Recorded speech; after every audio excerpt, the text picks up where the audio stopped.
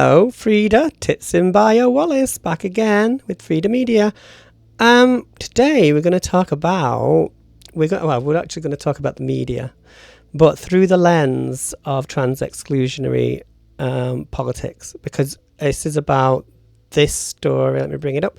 This story about the Hampstead Heath swimming pool, pond, outdoor bath, swamp, whatever it was. And with respect to the Kenwood ladies swimming group, they were sort of pressured by some anti-trans lobbyists to exclude trans women from the ladies pool, claiming that it could be a danger or something. Now, let's just get one thing straight. The people campaigning for this don't give a shit about women's safety. They don't actually have any other interest in supporting the lives of vulnerable women or any work against misogyny in society. They actually add to misogyny in society through doing stuff like this. But we'll just go through it as it lies. You know, I'll just talk about what it is and who is in it. This is Julia Hartley-Brewer. You know, she's fully signed up to the adult human female version of feminism, which involves going, trans women are mad, I don't care what you say, you're mad, you don't, my head hurts thinking about it. Well, maybe you should think about something else, Julia. But she thinks about it a lot, bless her. I mean, it occupies like half of her brain. The other half is occupied with immigrants and sometimes climate activists. But today she's occupying the whole of her brain to the idea that trans women are a threat to society. As if. And, you know, little old me, if I wanted to go swimming, she thinks that's going to sort of somehow pollute the environment. That's the message. Anyway, so let's have a look at this. Let's play this. Oh, where are we? There we go. I do everything live. I don't edit. So if I stumble and repeat myself, I'm sorry, but that's how we roll here in this little madhouse. So let's see what Julia... Oh, by the way, do you like my background music? I don't know if you can hear it. It centers me. It's like nice background. Breathe in, breathe out. Keeps my head from going around the twist. Right, so if this doesn't make your head go around the twist, nothing will. But Julia Hartley-Brewer, you are with Talktv. Now, for the last few minutes of the show, let's talk about women swimmers who've lost their bid to bar... Women swimmers, first lie. Okay, these aren't women swimmers. These are women from a trans-exclusionary organisation that have descended on a pond, and they've isolated that as an excuse and a mechanism through which they can exclude trans women. Trans-identified men from using Hampstead Ladies Pond. Now, I actually live not far away from this. I've never had any urge to swim in this pond. It looks... I live near there, but I'm not interested. I couldn't give a toss, is what she's saying, basically. She's interested in the trans-exclusionary narrative, though. Absolutely freezing cold. However, there was a vote at Kenwood Ladies Pond Association AGM on Sunday. And my next guest was one of the people at that meeting. Now, normally I would imagine rather a sedate affair. It wasn't sedate when she decided to get on a chair after that vote and say this. So before we play this is Vennice Allan. Vennice Allan is very close to, you know, you might know her as Posey Parker, Kelly J. Keane, the neo-Nazi adjacent transphobe. I don't think it's any controversial statement to make. And why are they interested in this? Well, Benny, you're so inclusive of attack or rape a woman or a girl. I want to remember that you voted for this. I want you to not wake up in the middle of the night and remember that you made that act of male sexual violence. Right, I know it's difficult to hear what she's saying, but essentially she's saying that this vote to include trans women swimming is enabling sexual violence, if you can wrap your head around that. In a sacred women's space possible. A sacred women's space. I mean, that's an interesting statement, because I think spaces like this, like where we go to swim, you know, when I've been swimming with my friends, I feel very connected. You swim with your best friends, don't you? And it's like, it is a nice experience. It's a very human experience. And it's that they're attacking. It's like when transphobes attack sports and when transphobes attack things like this, they're actually attacking your humanity, because it's like saying you're not allowed this experience. And if you want this experience, you have to deny your transgender identity to have it. So that's a compromise they know trans women are not willing to make, because they're not gonna detransition just so they can go swimming, are they?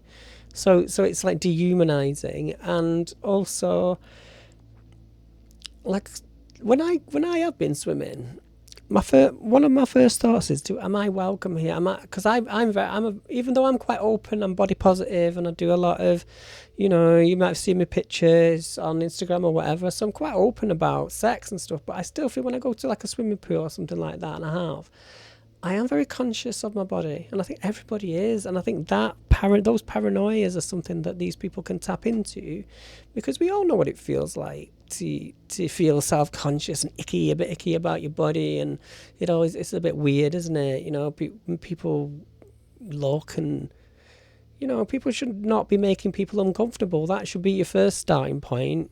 I just don't.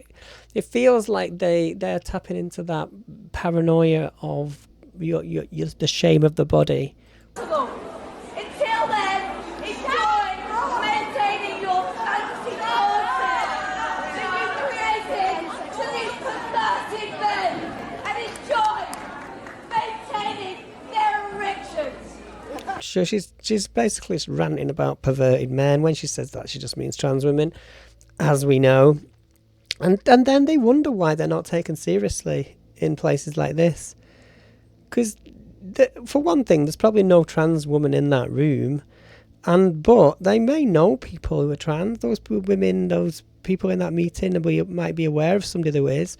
And to hear somebody standing on a chair and calling somebody like me a pervert, they're not, and they can't expect any kind of, understanding of reality. And you'll be glad to hear that you won't be seeing me again. I don't think they'll miss you. Well, you will be seeing her again. Vennice Allan, the lady who was standing shouting on that chair, is sitting with us in the studio. Rather more sedate conversation, I think, now. Now, look, you were very angry, and I think understandably so. There's this vote. This is about this. Okay, this is big.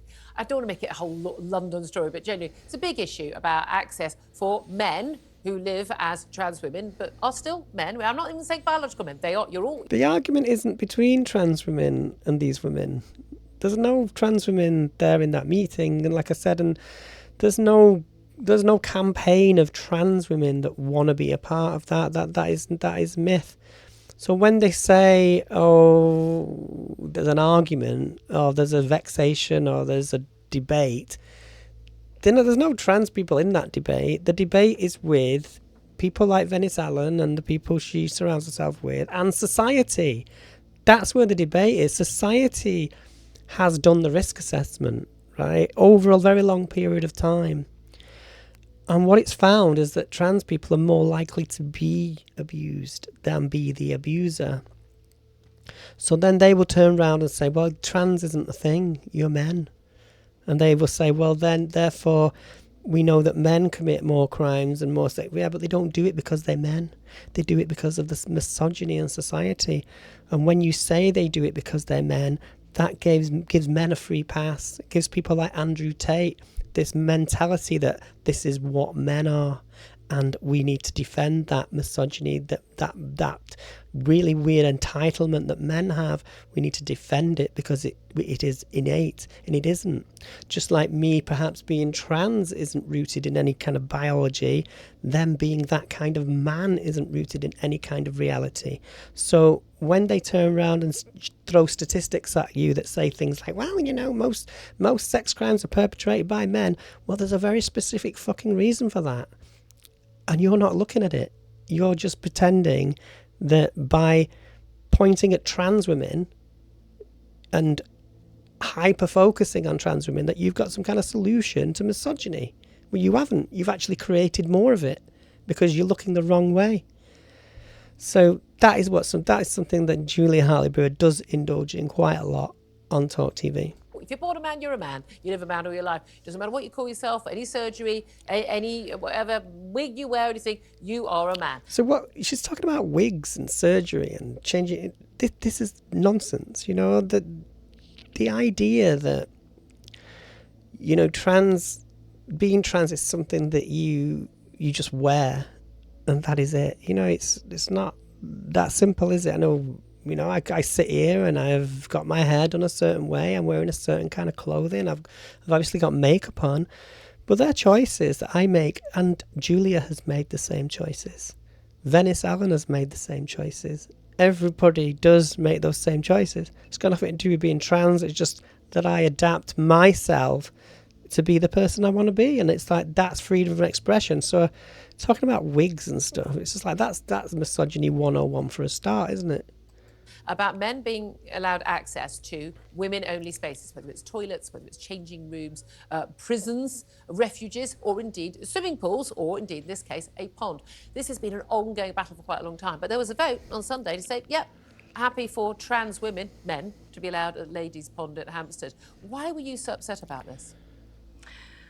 The Kenwood Ladies' Pond is a historic, iconic, beautiful place that I've been going to since my early 20s. I don't know how history or something beautiful or something being iconic has got to do with your need. Are you saying that you want to preserve the tradition that trans women didn't use it historically? I don't know. I'm now in my late 40s. I don't live near like you. I trek all the way across London to swim in that cold, freezing water. And it is an extraordinarily beautiful place. And it's the natural beauty of Hampstead Heath, but you know, when you're in a normal swimming spot, even if it's really magnificent, men change that space. They're splashing, you're conscious of your body. And so the idea... Judging going on. And any time I... Very strange notions of judging. Like I said before about being in a space like that. You go with your friends, don't you? You go with your probably your partner or your family. I say that because I've been in spaces with women, and I feel like kind of like I need to be invited, even as somebody that is quite confidently trans. I don't often feel like I would be confident enough to go to something that was a designated, like I'll give you an example. There was a poetry event for International Women's Day, and it was a women's poetry evening. And I approached this and I asked the person that was organising it, is it okay? You know, I write about trans issues. Is that something you would be interested in? Now, some other people would say, well, what, you don't need to do that, Frida. You know, you're a woman, just turn up. And I was like, well, that is, you know, a valid point of view. But and I think most trans women feel that if it does say women only, you have to make that conversation happen. Not because you don't feel like you wouldn't be welcome. It's because you know that most of the time people will say, yeah. And that's what happened. People say, I don't know why you bothered, you know, just come and it's fine. And everybody, no, everybody's open, and, you know, and that is it. That's the only conversation that needs to happen. Now, if I did ask somebody and they said, no, it's women only, we don't accept trans, do you think I'm going to go right into the Daily Mail like Vennice Allan would if she wanted to create a fuss about some space? You know, I wouldn't. I'd just leave it and I'd go and find somewhere that would accept me, because that's what people do. That's what generally human beings do. They'll say, okay, I'm not welcome here, so I don't want to be part of it, because I don't want to be in a group of people that ain't going to welcome me, because I'm not an idiot. I've ever taken, and I've taken quite a few women and girls to that space, they're like, oh, this wow. Now, the key point is, I mean, there is a men's pond as well, isn't there? And there is a pond. There are lots of different ponds. There's three ponds that you're officially allowed to swim in. There's the ladies' pond, a men's pond, and a mixed pond. Which is also very nice. I mean, the solution is there right before our eyes, Yeah. is it not? You can dip your toe in any of those options.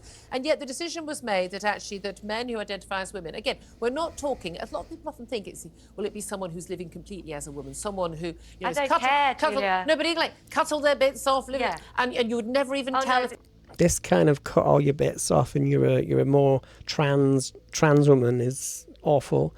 You know, it's a really horrible narrative. It plays into the idea that, you know, we are complete if we do something. Like there's some kind of end point to transition. Like you embark on a journey, a medical journey where there's a finish. There's no such thing. And this kind of talk is dangerous, you know, and I've actually heard trans women talk like that, and it does bother me. I mean, I have no problem whatsoever with how you feel you want to do with your body, but this idea that there's a sort of gold standard trans woman that has certain surgeries and has gone through a certain experience and therefore is more trans than, you know, like it's incremental, like, you know. And even all that, but even Vennice states there, even though Julia has indulged that narrative, Vennice rejects it anyway, because even if you could edit your chromosome, Vennice wouldn't understand that. She wouldn't accept it because she has an idea of what trans women are, and it's probably, you know, some horrific nightmare vision because she's watched too many videos on libs of TikTok. But it's not. This you're is talking self-ID. Talk about anybody can just turn up. See, Charlie Rowley's sitting here as well, in the usual way that a man sits uncomfortably when you discuss these things. But you could just turn. Oh, I'm from the IEA or Culture Forum think tank, and I'm sat here to have an opinion because they've paid me a little bit of money for my sweeties. Up and say, well, I identify as a woman, and you're allowed to swim, which is supposed to be a women-only space. That's 100%. not acceptable to women. But why specifically are you worried about it? I mean, I'm just really angry that all our spaces, like you said in the introduction, and especially for our most vulnerable women, our prisoners and women fleeing domestic violence. That's all very well, Vennice, but, and I don't mean to be rude, but you've done fuck all for vulnerable women in prisons. You've done fuck all for vulnerable women in single-sex spaces or any spaces. You've actually damaged those issues, because when you proliferate these ideas that men are the problem for being men, or that trans women are the problem for being trans, then what you do, like I said before, is look the wrong way.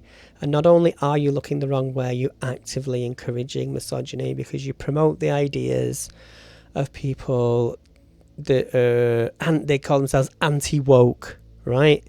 These anti-woke ideas, like coming into the police, and it promotes a kind of intolerance in those public services. Like it wasn't long ago they were searching around hospital wards to find one trans woman and then hounding her on Twitter.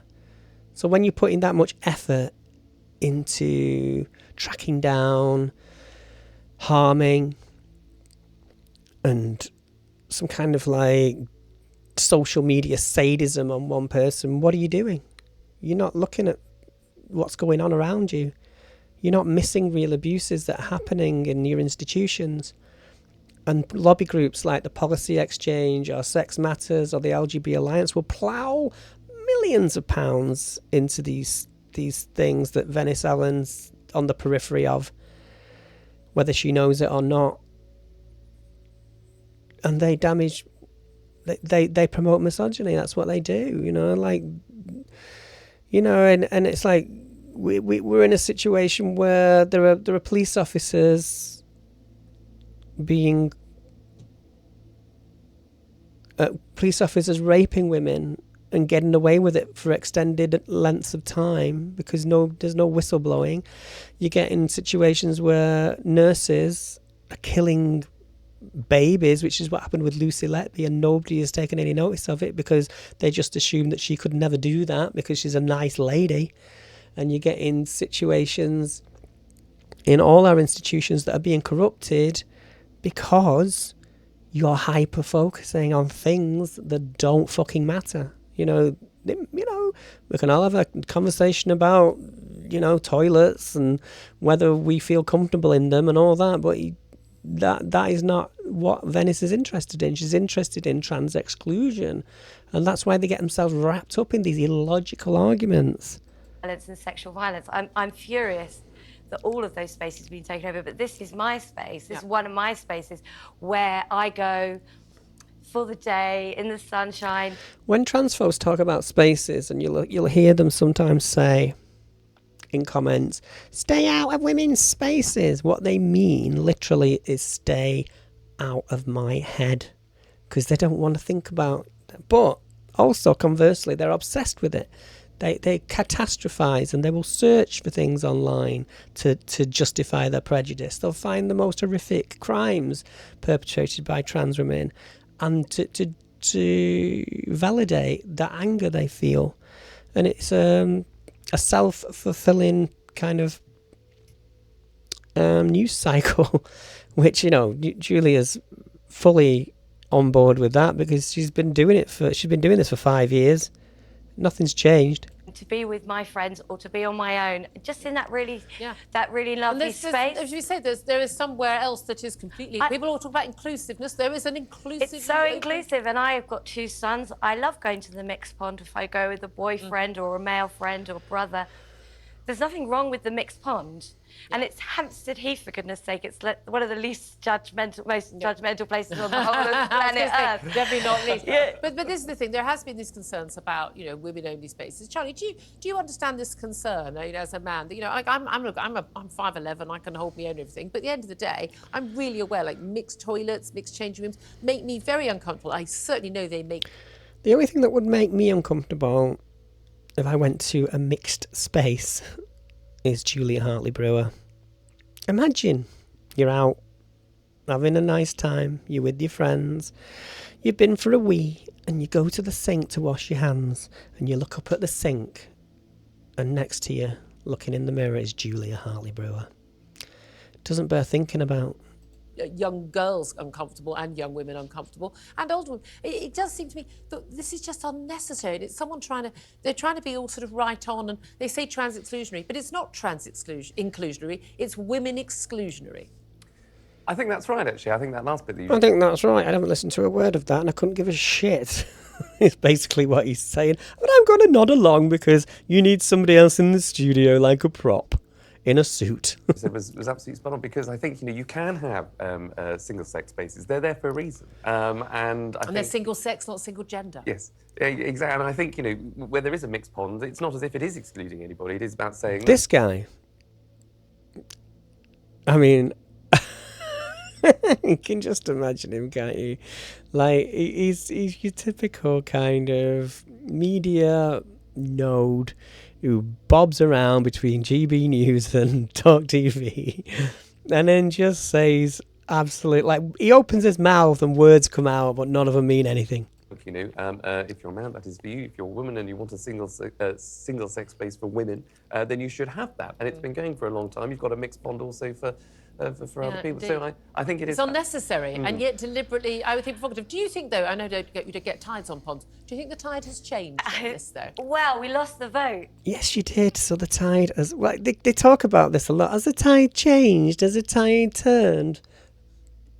Well, judging by the state of the gender critical discourse this week, I'd say the tide has well and truly gone out and left a load of shit on the beach for somebody else to clear up, if Helen Joyce is anything to go by. But besides that, this thing, like I said, their argument is not with me. It's not. It's with the society that accepts me. Now, not obviously, if I go somewhere and somebody's horrible to me and says, "Were you a fucking man or what?" Which could happen. Generally speaking, the people around me or people in the vicinity, if they hear that, they'll go, "What the fuck?" And they will boot that person out really fucking quickly. And this has happened to me. And I'm always the person going, "Hang on a minute, no, I don't want to cause any problem. I'm just an innocent little tranny," or something. By the way, I do use that word for myself, so I got pulled up actually on Twitter because I used the word troon, And I was like, well, you know, I just want to, I want to reclaim that word, because I understand why it's offensive. I understand how it can be used as a weapon, but I just find the whole thing positively hilarious. No, but even like losing votes like that people are talking about this, is getting to the mainstream.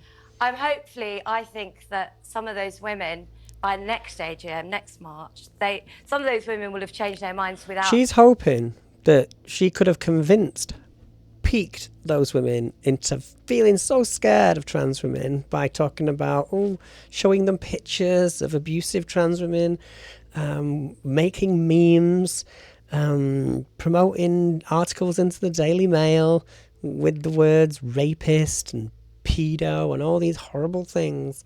That's what she's hoping. What Vennice Allan wants is a trans shark that's going to eat women. That's what it's like the sum of all fears, isn't it?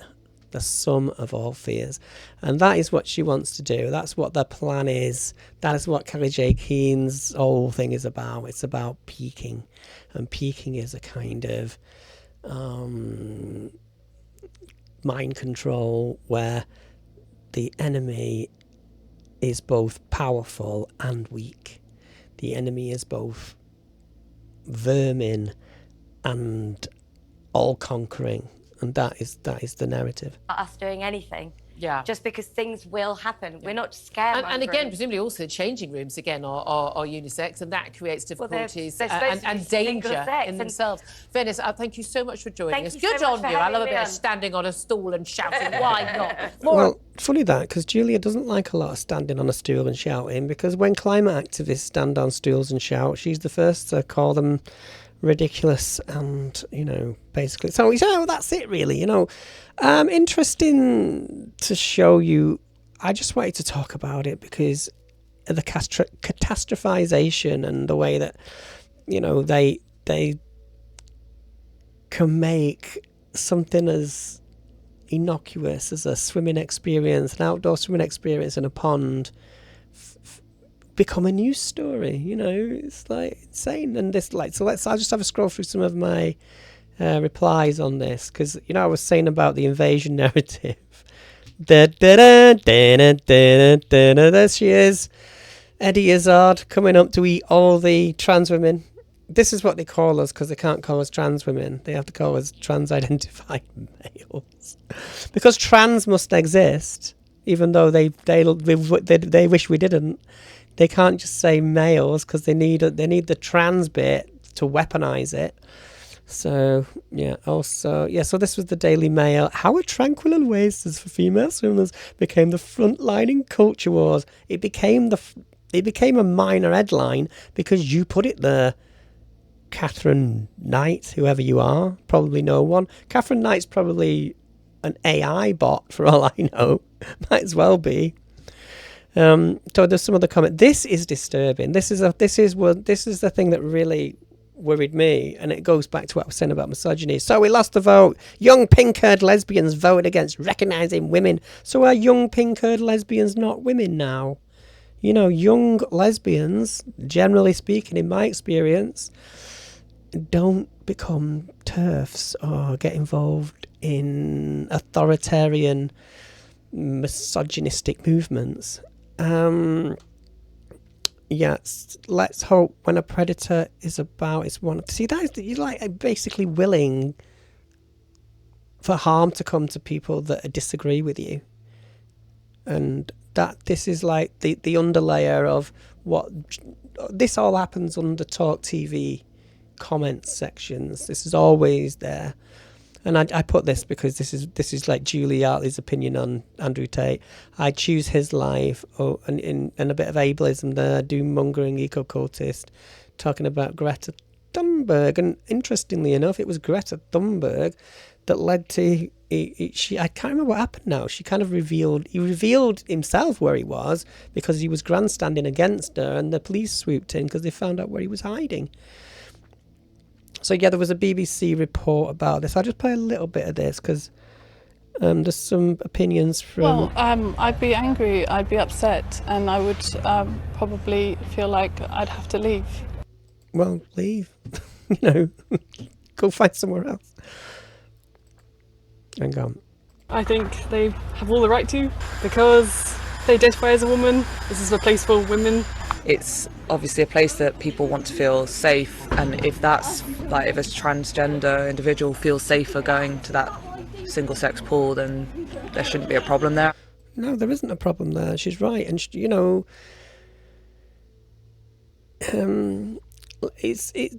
people generally don't care. They don't. It's not that they don't have an opinion or they've not thought about what it means. It's just that they recognise that it's not, that society has already done that risk assessment for them, and the feedback is that we need to protect people that look different for whatever reason. And sometimes when people stand out, or like say trans women, sometimes they don't fit into a very simple woman shape that you might expect, then people tend, if they are empathetic, to help with that,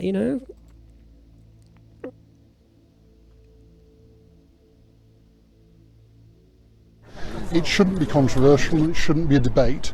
Trans women are women, trans men are men. That's the legal it's definition. important that we recognise and respect and give dignity to all people. I think there's a comment from a vicar or something I wanted to show you. Just hang on 1 second. Some people just don't understand our experience. And, we are very happy to meet with them, to talk to them, so that they can learn where we're coming from, and we're not a threat. Also, you see, the problem with that, you're indulging in the argument that there is a threat. You're indulging in the argument that they have a point to make. And that only fuels their I'm going to say bollocks there. Fuels their bollocks. Fuels their nonsense. But anyway, I think that's it really for this video. I do everything live, so it's a bit all over the place, I know. But thanks for watching. And what did I want to show you? Oh yeah, there was just a PinkNews article that followed it. Let's see if I can find it. Oh, it's there. Yeah. So yeah, you could read this. I suppose you could read this of your own volition, but I just thought I'd include it because it was a nice piece that just summed up what happened. The ladies' pond is a space for women and girls. For some years, the Kenwood Ladies Pond Association represent the interests of women at the pond, as committed to helping create and maintain an inclusive environment for all women, including transgender women. So there you go. They do, there's no issue anyway. It's just another bit of luxury vexation from the petit bourgeois. So that's how I see it. Anyway, what do you think? I mean, you got any thoughts? Put them in the comments. Maybe I missed something that you thought about, and I'll leave you with that now. So, where do I do it? Can you tell I'm new to this? Right, I'm going to do this now. Did you know that if you wash your cat with a wet toothbrush, it reminds them of their mother? Did you?